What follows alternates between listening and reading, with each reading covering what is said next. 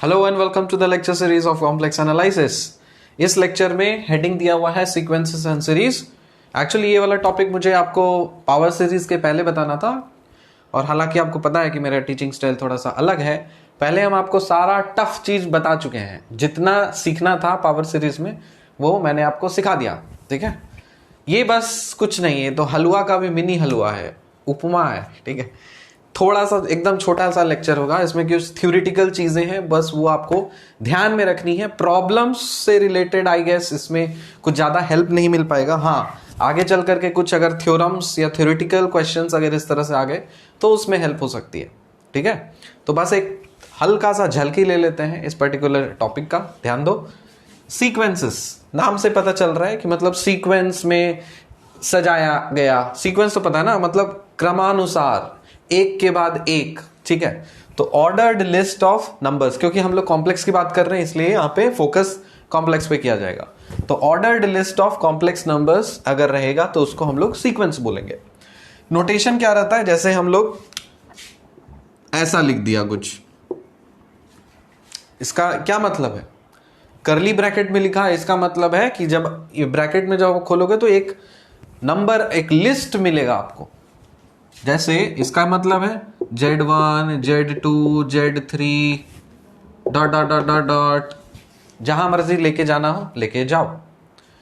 तो क्या किए हम? Ordered list of complex numbers, complex number 1, complex number 2, complex number 3 सजा करके इस तरह लिख दिए हैं। साथ ही साथ क्रमानुसार है, मतलब 1 के बाद 2 ही आने वाला है, Z2 के बाद Z3 ही आने वाला है। तो इसका अरेंजमेंट एकदम फिक्स्ड है, किसके बाद क्या आएगा वो फिक्स्ड है, पलट नहीं सकते उसमें। Z2 पहले लिख दिया फिर इधर कर दिया, ना ना ना, वैसा नहीं। यहां पे जो आपका n है ना, ये आपका डिसाइड करेगा। जैसे यहां पे देखो लिखा हुआ है n इज इक्वल टू 1 से लेकर के इंफिनिटी। फॉर इंस्टेंस, जरूरी नहीं कि कुछ किताब में इस तरह का नोटेशन दिया रहता है, n इज इक्वल टू 1 से इंफिनिटी, कुछ किताब में नहीं दिया रहता। तो बाय डिफॉल्ट आपको समझ लेना है कि n की जो वैल्यूज है वो बढ़ रही होगी। ठीक है, यहां पे अगर बोल दिया कि मतलब क्या बोलते हैं उसको, कि अगर स्ट्रिक्टली मेंशन कर दिया कि 1 से स्टार्ट करना है, तब तो आपकी मजबूरी है, आपको 1 से ही स्टार्ट करना होगा।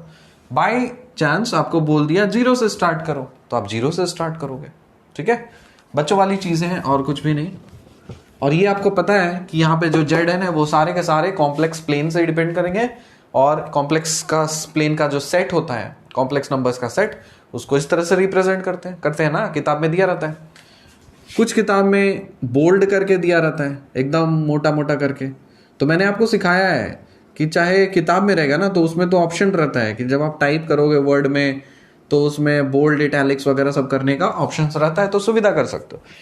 कॉपी में बार बार बोल्ड कैसे करेंगे, इसलिए करने का जरूरत नहीं। आप नॉर्मली सी लिखो या फिर सी लिख करके एक डंडी काट दो, कोई फर्क नहीं पड़ता। ठीक है, तो these are some notations and representations. बस एग्जांपल देखो, यहाँ पे 1 plus i by 2 whole power n, और यहाँ पे बोला n के जो वैल्यू है 1 से लेके इंफिनिटी तक जाना है इसको। तो इसका मतलब क्या, एक्सपैंड कर देते हैं ना इसको।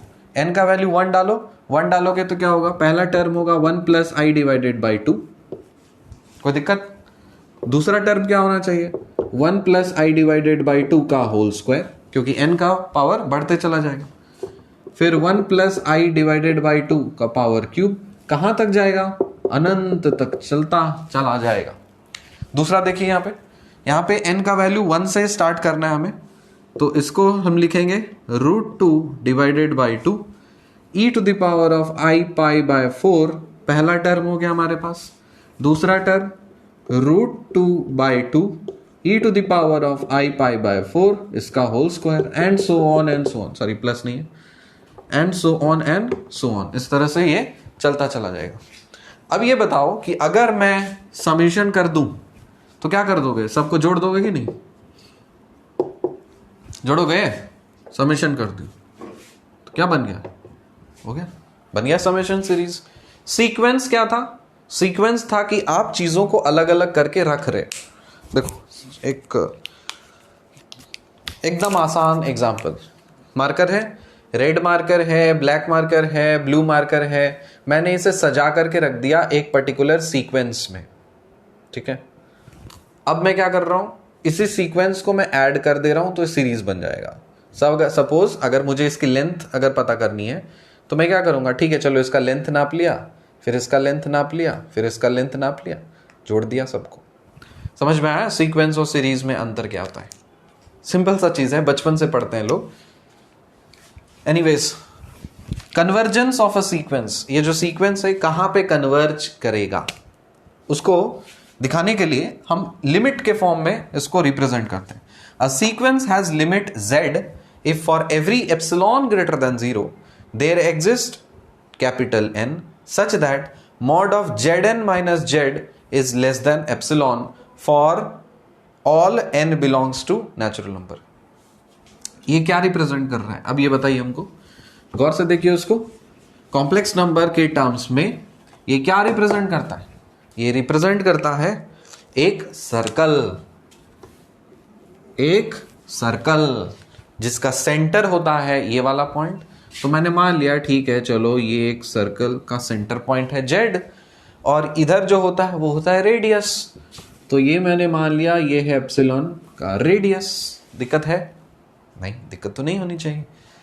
मॉड ऑफ Zn है, Zn कहने का तात्पर्य ये है कि n यहां पे तो सबस्क्रिप्ट है ना, तो ये Z1 माइनस Z भी हो सकता है, Z2 माइनस Z भी हो सकता है। For all n belongs to capital N, मतलब यहां पे बोला a limit, a sequence has a limit Z, ये जो लिमिट का वैल्यू है Z, if for every epsilon greater than 0। Epsilon greater than 0 कहने का मतलब होता है कोई भी एक छोटा सा पॉजिटिव नंबर, निगेटिव नहीं, कोई भी एक छोटा सा पॉजिटिव नंबर। डायग्राम से तुमको देख करके लग रहा होगा कि ये एप्सिलॉन तो कभी निगेटिव हो ही नहीं सकता। कभी हो सकता है, थोड़ा कॉमन सेंस लगाओ। हम बोल दिए निगेटिव रेडियस, अरे मतलब है कुछ उसका। एप्सिलॉन ओरिजिन से निकलेगा तो सपोज यहां छोटा, फिर ऐसे ऐसे ऐसे बढ़कर, अरे तो बढ़ेगा ही ना, वो अंदर ब्लैक होल में घुसेगा क्या अंदर? पॉसिबल है क्या? एप्सिलॉन को लेस देन 0 पॉसिबल है? नहीं है। और एप्सिलॉन इक्वल टू 0 बोले तो सेंटर पॉइंट, बस एक पॉइंट मिलेगा हमको। हम बोलेगे एक सर्कल बनाइए, एक सर्कल बनाइए जिसका रेडियस है 0, तो आप बोलोगे सर लीजिए ये है एक सर्कल जिसका रेडियस है 0। हम बोलेंगे एक सर्कल बनाइए जिसमें एप्सिलॉन है ग्रेटर देन 0, तो बोलेगा सर लीजिए ना, बना लिए। आपके हिसाब से एप्सिलॉन कुछ और हो सकता है, मेरे हिसाब से एप्सिलॉन कुछ और हो सकता है, किसी और के हिसाब से एप्सिलॉन कुछ और हो सकता है कि नहीं? तो पर्सन टू पर्सन वो वेरी करता है, डिपेंड करता है, doesn't matter at all. Epsilon कोई भी एक छोटा सा पॉजिटिव नंबर होना जरूरी है। There exist capital N such that mod of Zn minus Z is less than epsilon for all n greater than. आप इसको लैंग्वेज को थोड़ा सा समझिए कि कोई भी एप्सिलॉन है पॉजिटिव नंबर जो कि ग्रेटर देन 0 है, हर पॉजिटिव एप्सिलॉन के लिए एक कोरस्पॉन्डिंग कैपिटल N होगा। हर कोरस्पॉन्डिंग एप्सिलॉन के लिए, हर एप्सिलॉन के लिए एक कोरस्पॉन्डिंग कैपिटल N होगा, और ऐसा होगा कि ये वाला सर्कल बन रहा होगा सारे n कैपिटल N के ग्रेटर के बराबर, मतलब small n should be greater than capital N। बोले ना ये वाला जो स्टेटमेंट है थोड़ा सा कंफ्यूजिंग लगता है आपको समझने में। मैथमेटिक्स में, कैलकुलस में जो लिमिट का डेफिनेशन है, रियल एनालिसिस में बहुत जगह हम लोग देखें एप्सिलॉन डेल्टा इस तरह से रिलेटेड। एक बार में आपको नहीं आएगा समझ में, बोले ना एक बार में समझ में नहीं आया। जब मैं पहली बार पढ़ रहा था, क्योंकि हालांकि मेरा इंजीनियरिंग बैकग्राउंड रहे, तो हम लोग ये सब चीज नहीं पढ़ते थे, हम लोगों को किसी और अप्रोच से पढ़ाया गया था। लिमिट का डेफिनेशन ये सब चीज था नहीं। ये जो बीएससी या एमएससी करते हैं मैथमेटिक्स में, उनको ज्यादा डीप में पता होता है। तो मेरे बहुत सारे स्टूडेंट्स हैं जो बीएससी एमएससी कर रहे हैं, तो उनसे मैं पूछते रहता हूँ, तो जितना भी थोड़ा बहुत समझा है वो मैं आपको समझा दे रहा हूँ, क्योंकि ये तो था नहीं, ऑब्वियसली मुझे सीखना पड़ेगा ना। तो जितना सीखा है वो मैंने बताया, और भी जो सीखूंगा कोर्स कंप्लीट होने के बाद काफ़ी अच्छे से फ्लो में बता दूंगा वही वो प्रोसेस में। क्योंकि ये लिमिट एप्सिलॉन डेल्टा वाला जो प्रॉब्लम्स है ना, बहुत ही मतलब कहते हैं एक बार आप समझ जाओगे तो आसान हो जाएगा, हालांकि समझने में आपको बहुत समय लगेगा। कैलकुलस में मैंने आपको सिखाया था, आसान किया था उस चीज़ को, ठीक है। तो उसको और थोड़ा और ज़्यादा आसान करना है, क्योंकि उसको यही आपको जरूरत पड़ेंगे आपके थ्योरम्स को प्रूव करने के लिए, ठीक है। तो इसलिए ये सारी चीजों को आप थोड़ा सा साइड करिए। ये वाला जो स्टेटमेंट है एज इट इज, इसको आप पता करिए सर्कल के फॉर्मेट में। आई होप समझ में आया होगा। अगर ये वाला जो लिमिट है ये अगर एग्जिस्ट कर रहा होगा तब हम बोलेंगे कि सीक्वेंस जो है ना वो जेड पे कन्वर्जेंट है, और अगर एग्जिस्ट नहीं कर रहा होगा तब बोलेंगे कि वो डाइवर्जेंट है। सिंपल सा लॉजिक। क्या सीखे इस सेक्शन में? Sequences and series. सीरीज और सीक्वेंस में तो अंतर पता है आपको। सीक्वेंस बोलते हैं ऑर्डर्ड लिस्ट ऑफ समथिंग, क्या, क्योंकि यहां पे कॉम्प्लेक्स नंबर्स की बात हो रही है, एनालिसिस, कॉम्प्लेक्स एनालिसिस, इसलिए मैंने कॉम्प्लेक्स का एग्जांपल लिया। इसको आप इस तरह से एग्जांपल से के तौर पे आप इसको सीक्वेंस कर सकते हो, फिर उसी सीक्वेंस को आप किसी तरह का सीरीज बना सकते हो, समेशन सीरीज बना सकते हो, मल्टीप्लिकेशन सीरीज बना सकते हो, आपकी जैसी मर्जी वैसा आप सीरीज बना सकते हो।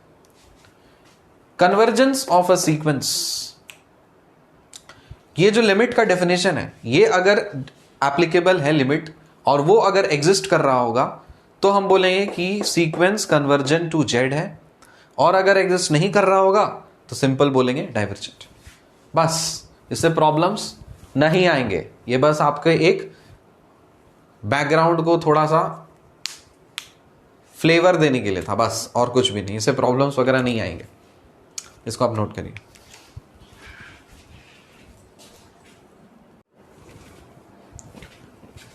सीक्वेंस समझ में आया था? उस समय हम लोग आपको सीक्वेंस ऑफ नंबर्स सिखाए थे। अब सीक्वेंस ऑफ फंक्शंस देखते हैं। कॉम्प्लेक्स एनालिसिस चल रहा है तो जब भी नंबर की बात होगी कॉम्प्लेक्स नंबर की बात होगी। कॉम्प्लेक्स एनालिसिस चल रहा है, जब भी फंक्शन की बात होगी तो कॉम्प्लेक्स फंक्शन की बात होगी। इतना तो बाय डिफॉल्ट आप समझ सकते हैं। कॉम्प्लेक्स फंक्शन, जैसे मान लिया u ऑफ जेड कोई कॉम्प्लेक्स फंक्शन है, कोई भी तरह का फंक्शन हो, z square, z cube plus 1, sine z, कोई भी फंक्शन हो सकता है, डजंट मैटर एट ऑल। कोई भी एक कॉम्प्लेक्स फंक्शन, उसका जनरल नोटेशन या रिप्रेजेंटेशन से सपोज u ऑफ जेड है। Let u1 of z, u2 of z, u3 of z, dot dot dot dot un of z, ये क्या रिप्रेजेंट कर रहा है? ये एक सीक्वेंस रिप्रेजेंट कर रहा है, और सीक्वेंस को लिखने का तरीका हम आपको बताते हैं, कर्ली ब्रैकेट में un ऑफ जेड, ठीक है। Be a sequence of functions of z defined and single valued in some region of z plane। मतलब कि एक सीक्वेंस है वो डिफाइंड है और सिंगल वैल्यूड है। कहां पे? In some region of Z plane. Z plane मैंने आपको सिखाया, इधर x इधर y, तो ये बन गया मेरा जेड प्लेन।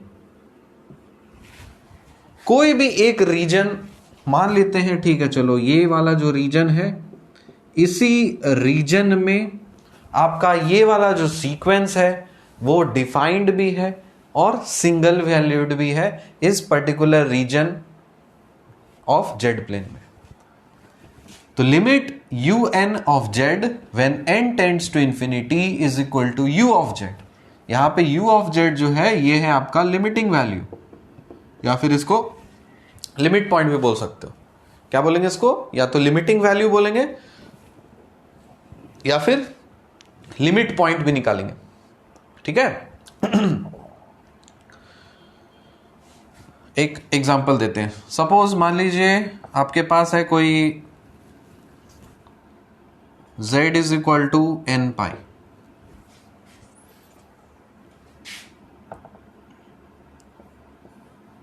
छोड़िए अभी नहीं करेंगे, अभी कंफ्यूज हो जाएंगे। वो टेलर और लॉरेंट सीरीज जब हम आपको सिखाएंगे उस समय आपको लिमिट पॉइंट निकालना सिखा देंगे, अभी छोड़ दीजिए। For a given epsilon greater than 0 we can find a number n such that mod of un of z minus u of z is less than epsilon for all n greater than capital N। फिर से वही circle बन रहा है, बन गया एक circle. Centre क्या दिखा आपको? u ऑफ z, तो यहां पे है कैपिटल U ऑफ z, ये सेंटर बन गया। एप्सिलॉन क्या है?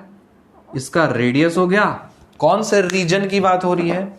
इक्वल टू नहीं बोला है, मतलब इसकी पेरीफेरी को कंसिडर नहीं करेंगे, अंदर वाले रीजन पोर्शन को कंसिडर किया जाएगा। तो एक डिस्क बन गया हमारे पास, सिंपल सा, यही तो रिप्रेजेंट करता है ना।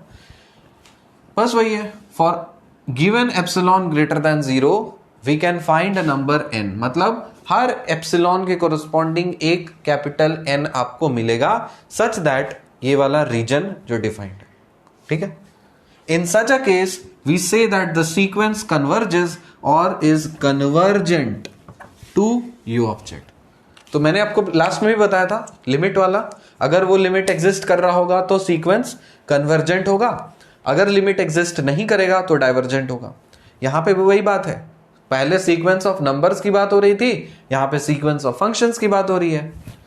तो नंबर में रहेगा तो अंदर में नंबर देंगे, फंक्शन का बात हो रहा है तो फंक्शन देंगे, मीनिंग सेम है कि ये वाला लिमिट एप्सिलॉन और n वाला जो लिमिट है वो अगर आपका एग्जिस्ट कर रहा है तब इस सीक्वेंस को बोलेंगे कन्वर्जेंट, और अगर एग्जिस्ट नहीं कर रहा तो इस सीक्वेंस को बोलेंगे डाइवर्जेंट। सिंपल।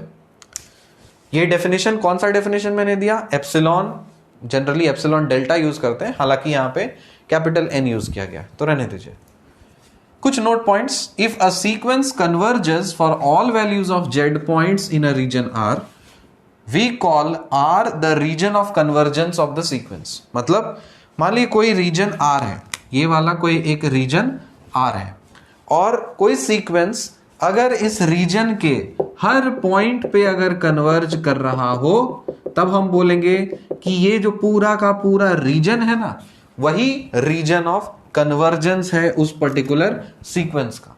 अगर मान लेते हैं कोई एक पर्टिकुलर पॉइंट पे कन्वर्ज नहीं कर रहा हो तो क्या हम इसको रीजन ऑफ कन्वर्जेंस सबको बोलेंगे? नहीं बोलेंगे, ठीक है। तो ये वाला पॉइंट तो नहीं रीजन ऑफ कन्वर्जेंस नहीं हुआ, उस हिसाब में दूसरा हो जाएगा रीजन ऑफ, मतलब इसको एक्सक्लूड करके, ठीक है। दूसरा point, a sequence that is not convergent at some point z is called the divergent at z। तो इसको हम लोग क्या बोलेंगे कि ये सीक्वेंस जो है इस पूरे रेड कलर के रीजन में तो कन्वर्जेंट है, लेकिन इस ग्रीन कलर के रीजन पे डाइवर्जेंट है। बस सिंपल थ्योरेटिकल, मैंने बताया, इससे कोई प्रॉब्लम से कोई लेना देना नहीं है। आपको बस at the back of the mind background आपका खाली मतलब फुलफिल होना चाहिए कि आप बैकग्राउंड में एक्चुअली कर क्या रहे हो इस पावर सीरीज और सीक्वेंसेस एंड सीरीज वगैरह, ये सारी चीजों में। और भी डीप जानने की जरूरत फिलहाल आपको जरूरत नहीं है, आप जब इसमें रिसर्च वगैरह करोगे तब इसको और थोड़ा सा देखने का जरूरत पड़ता, तब मैं बताता। अगर पोस्ट ग्रेजुएशन के लिए बनाता ये कोर्स या फिर रिसर्च साइंटिस्ट लोगों के लिए, तो फिर उसमें अप्रोच फिर अलग होता है, इसमें और डीप में जाता। लेकिन क्योंकि आपको एग्जाम निकालना है, अंडर ग्रेजुएट हो, ग्रेजुएशन कर रहे हो, तो ये सब चीज जानने का, इससे डीप में जानने का बिल्कुल भी जरूरत नहीं है आपको। आप उतना ही सीखें जितना आपको जरूरत हो और उतना काम लगे। तो इसको आप नोट कर लीजिए।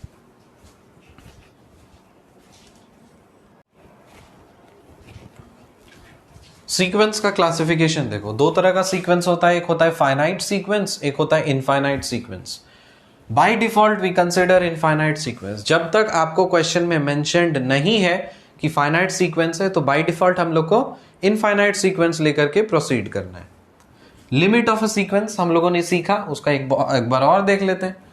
A number L is called the limit of an infinite sequence u1, u2, u3 ...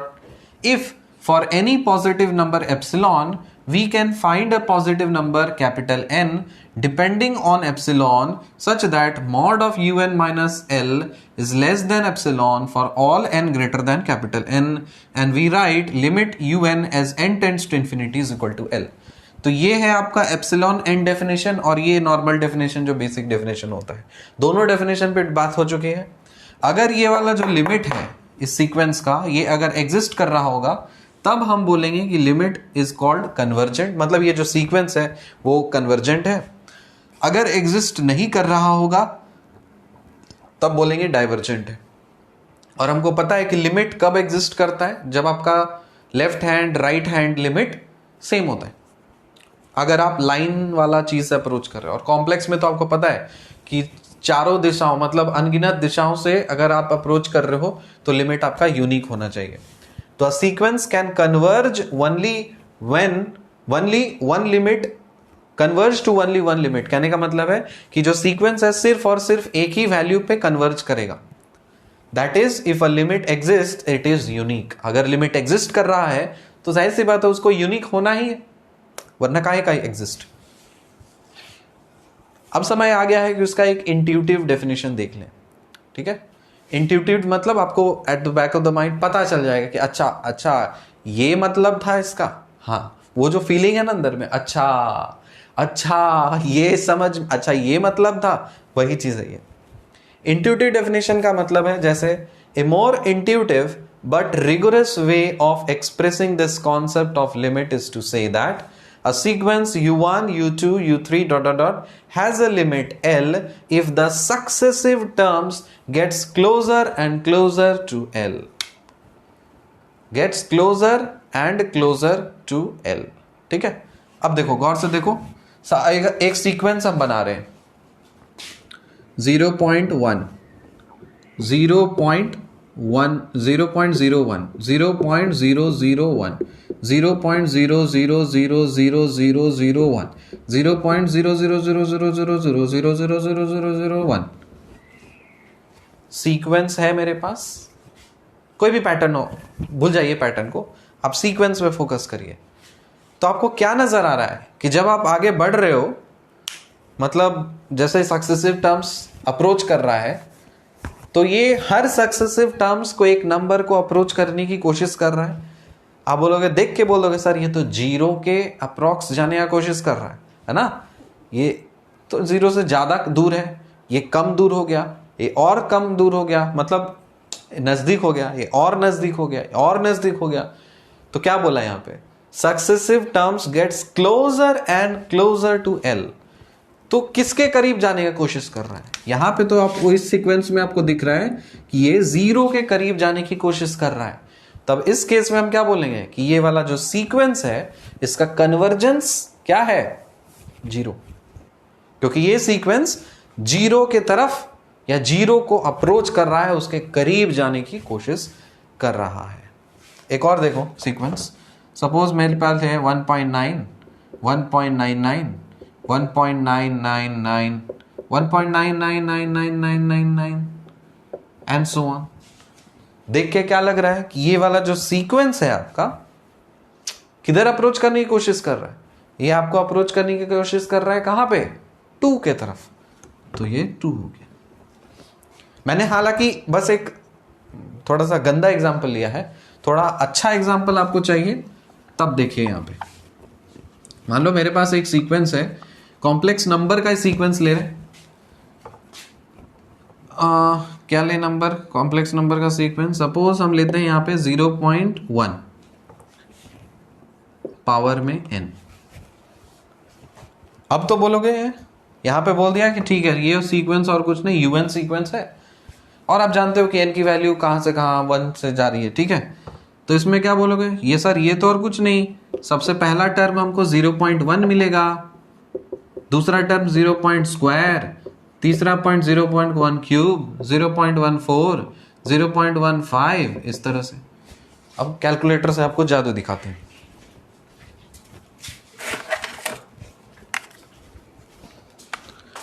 जब आपने 0.1 का स्क्वायर किया तब आपको पहले तो जो टर्म है 0.01, सॉरी 0.1 आपका पहला टर्म, दूसरा टर्म मिल गया आपका 0.01, फिर 0.1 का क्यूब करो तो ये मिल जाएगा कितना, 0.001। इस तरह से वही चीज बात हो रही है। तो किसको अप्रोच करने की कोशिश कर रहा है, ये तो जीरो को अप्रोच करने की कोशिश कर रहा है ना, getting closer and closer to L, getting closer and closer to 0, and hence we can say that 0 is the limit point for this particular sequence। ठीक है, तो लिमिट ऑफ अ सीक्वेंस बोलिए या फिर limit point of a sequence बोलिए, बात बराबर है। एक और last line, this is often used to provide a guess as to the value of limit after which the definition is applied to see if the guess is really correct. ठीक है, तो बस एक इंट्यूटिव गेस पे पता चल गया कि अच्छा, पता चल गया कि हाँ ये अप्रोच कर रहा है, फिर उसी अप्रोच से फिर उसको प्रूव करने के लिए या डेफिनेशन चेक करने के लिए इस्तेमाल किया जाता है कि ये सही है या गलत है। ठीक है, इसको जब अप्लाई करना आप सीखोगे, जब आप प्रॉब्लम सॉल्व करोगे बहुत सारा, तब आपको समझ में आएगा। अभी तो आप स्टोरी के तरह सुन लो, सब ज्ञान और स्टोरी के तरह आप इसको, मॉरल साइंस की तरह इसको आप सुन लीजिए। तो ये आप लिख दीजिए क्लासिफिकेशन वगैरह, लिमिट ऑफ सीक्वेंस का हेडिंग दीजिए, ये डेफिनेशन लिखिए यहाँ पे, इंट्यूटिव डेफिनेशन का हेडिंग लिखिए और इसको छापिए। और प्लीज यूज कलर्स, मैं हमेशा बताता हूँ एक कलर में मत लिखा करो। बहुत सारे स्टूडेंट्स देखते हैं ना उसका, अरे थोड़ा सजा कर लिखो, तुम्हारे लिए फायदा होगा। नोट करिए इसको।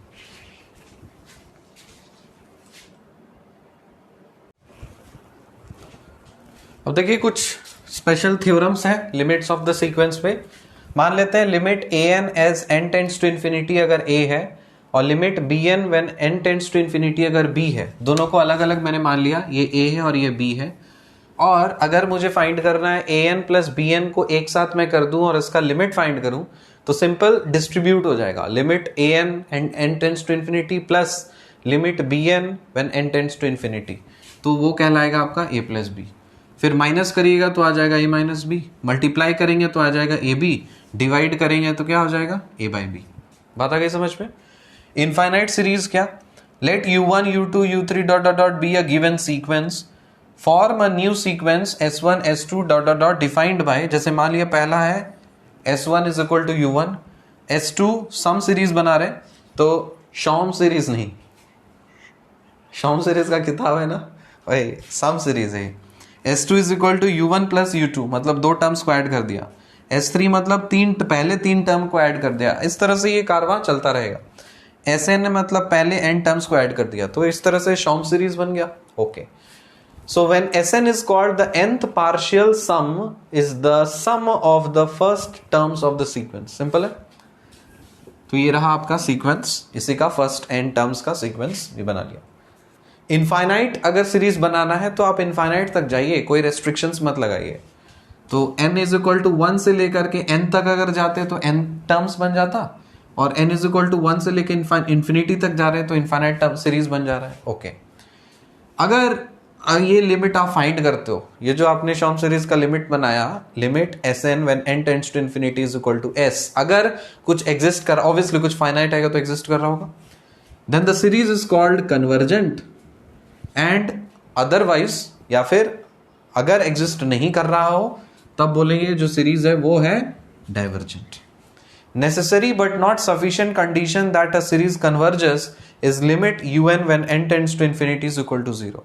अगर कोई सीक्वेंस है आपका, अगर उसका लिमिट फाइंड करते हो when n tends to infinity और वो 0 आ जाता है, तब आप क्या बोलोगे, वो जो सीरीज बना होगा वो कन्वर्जेंट बना होगा। एग्जाम्पल देखते हैं, जैसे मान लो कोई भी एक un कंसिडर करो, सपोज तुमको बोला test the convergence of un is equal to i to the power of n by n। हमको ये टेस्ट करना है कि ये आपका कन्वर्जेंट है या डाइवर्जेंट है। सिंपल सा लॉजिक, ये लगा दीजिए आप, limit un when n tends to infinity, in देखो यहां पे limit in when n tend by n and n tends to infinity, यहां पर इंफिनिटी पुट करोगे तो क्या हो जाएगा, समथिंग बाय इंफिनिटी इज 0, तो मिल जा रहा है तुमको 0। तो इस तरह से बता गया। अब देखो तो उसका फील दिखाते हैं तुमको, ये जो सीक्वेंस है इसको थोड़ा सा एक्सपैंड करो तो, और देखो कहां पे उसकी वैल्यू जा करके, मतलब कहीं ना कहीं तो उसका वैल्यू कन्वर्ज करना होगा, मतलब कोई वैल्यू पर अप्रोच कर रहा होगा। तो देखो अगर हम un है ना, तो इसको u1 फाइंड करना है, तो इसका पूरा सीक्वेंस निकालोगे तो क्या बनेगा, बोलोगे सर ये i बाय 1 है, फिर i स्क्वायर बाय 2 है, i क्यूब बाय 3 है, i 4 बाय 4 है। तो ये सब का मैग्नीट्यूड पता करते हैं, तो ये सब तो कॉम्प्लेक्स नंबर है, मैग्नीट्यूड पता करेंगे। तो देखो मैग्नीट्यूड निकाल करके मॉड पता करते हैं। ठीक है, चलो मॉड देखते हैं सबका क्या आता है। इसका मॉड मतलब हमको पता है, तो 1 यूनिट है। आई का मॉड क्या, अरे डिस्ट्रीब्यूट होगा ना, ऊपर भी मॉड नीचे भी मॉड। आई का मॉड मतलब, आई मतलब क्या, 0 + 1 × i, यही होता है ना। इसका मॉड फाइंड करना है, तो मॉड फाइंड किया, रूट अंडर क्या होता है, रियल का स्क्वायर प्लस इमेजिनरी का स्क्वायर, 0 का स्क्वायर प्लस इमेजिनरी क्या 1 का स्क्वायर, तो रूट अंडर 1 मतलब 1। समझ में आया? तो ये हो गया। आई स्क्वायर मतलब क्या होता है, -1 होता है, तो मॉड ऑफ -1/2 मतलब ये और कुछ नहीं, 1/2 ही होगा। 1/2 मतलब 0.5 है कि नहीं। फिर इधर आई क्यूब मतलब माइनस आई बाय 3, इसका मॉड मतलब mod of minus i by mod of 3, mod of minus i भी 1 ही होगा, मॉड ऑफ 3 मतलब 3 होगा, मतलब 0.33, तो 0.33 इस तरह से ही चलते चला जा रहा है। तो तुमको क्या दिख रहा है, ये घट रहा है 0.1 हो गया, 1 से आधा हो गया, इसका फिर और 0.33, फिर 1/4 मतलब 0.25 हो गया, कम होते जा रहा है, मतलब जाहिर सी बात है ये 0 के अप्रोच कर रहा है, मतलब कोई ना कोई नंबर की तरफ अप्रोच कर रहा है। तो कभी भी हम क्या बताए थे, इसको मैंने सिंबल दिया था क्या, इसको मोहब्बत का सिंबल दिया था, कन्वर्जेंट, मतलब सब कुछ कन्वर्ज करना, गले लगाना था ना, तो दिस इज लव, गले लगा लो तो कन्वर्ज हो जाएगा। डाइवर्जेंट मतलब क्या वर्ड बताए थे, क्या वर्ड यूज किए थे, छितरा जाना, ऐसे फैल जाना, ठीक है, तो इसको हेट है, डाइवर्जेंट मतलब हेट। उम्मीद करते हैं कि आपको सीक्वेंसेस एंड सीरीज का कॉन्सेप्ट अच्छे से समझ में आ गया होगा। आज से मतलब इसमें जो है कोई भी न्यूमेरिकल या प्रॉब्लम रिलेटेड वैसा कुछ नहीं था, आपको ये लेक्चर सिर्फ और सिर्फ आपका थ्योरेटिकल बैकग्राउंड स्ट्रॉन्ग करने के लिए था। अगले लेक्चर से हम लोग प्रॉब्लम्स करेंगे, Taylor series, Laurent series, Liouville series, ठीक है, इस तरह से बहुत सारे प्रॉब्लम्स हैं। मिलते हैं आपसे अगले लेक्चर में, तब तक के लिए बाय।